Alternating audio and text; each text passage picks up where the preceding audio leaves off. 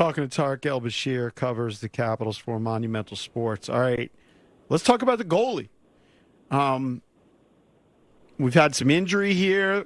I don't know if the play's been as good of late. What should Caps fans expect from the goalie position heading into the playoffs? Yeah, I would say that is one area I've got my eye on. Logan Thompson has resumed skating, with other scratches.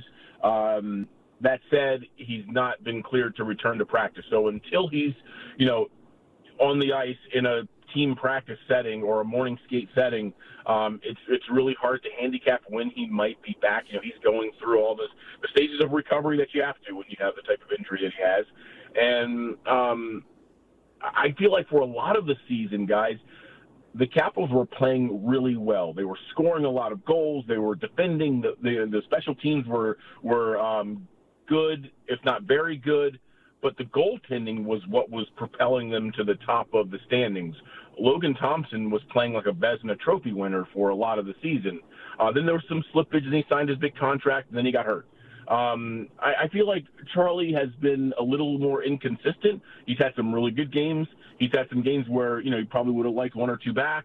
Hunter Shepard was, that's the number 3 goalie who came up and got lit up the other night. That happens.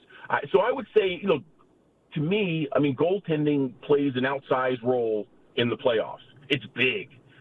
A good goalie on an average team can steal a playoff series. Teams that win the cup usually have very good goaltending, if not just a star-level goaltender.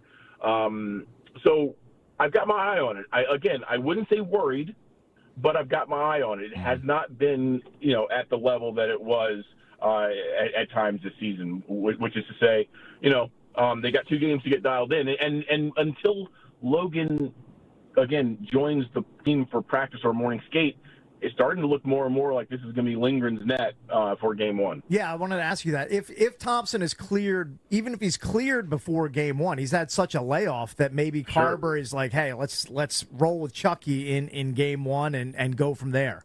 Is that what your best guess is? Yeah, that's my best guess. If Logan is not able to come back and make at least one start, I think it'd be very hard to put a goaltender who's had a couple-week layoff, who hasn't played a game, to then go into Game 1 of an NHL series, with the intensity and the spotlight and everything else. Look, goaltending is different than all the other positions, but it requires kind of getting your timing back and getting into a rhythm. I think it'd be really hard to put him in if he does not come back and play either on the island and Pittsburgh, and it certainly does not look like that's going to happen. So I am working under the assumption that it's going to be Chucky's net to start the playoffs. See, I disagree with Cakes, because Cakes is not worried about how they're playing at all. I told him I'm worried. I'm concerned right now because I just think back to when the Boston Bruins had 135 points 2 years ago. 135. They won 65 games. Now, they ended the season hot. They won 8 straight to end the regular season, but they got into the playoffs. They played the 8 seed, which was, I believe, Florida, and lost in the first round. But he says he's not worried. I'm not terrified, but if they lost the last 2, Tarik, they lose to the Islanders and they lose to Pittsburgh, unless they're just not playing any of their regulars and they go into the playoffs losing 9 of 11, I'm going to be concerned. Yeah, there is something to be said for kind of confidence and knowing that you can flip that switch and play well, and if they were to lose the last 2 or even one of the last 2 with a full lineup, I do think that maybe confidence is going to be a little bit flaky, not quite as solid as it should be going into the postseason. But I will say this about hockey, man, and you guys know this, and I've talked to you guys about this. The first round, the tournament in general is the most random of the 4 major sports, but the first round is like it's a bit of a toss-up. The President's Trophy winning team has only gone to win the cup 8 times since the trophy was started being handed out in 85-86.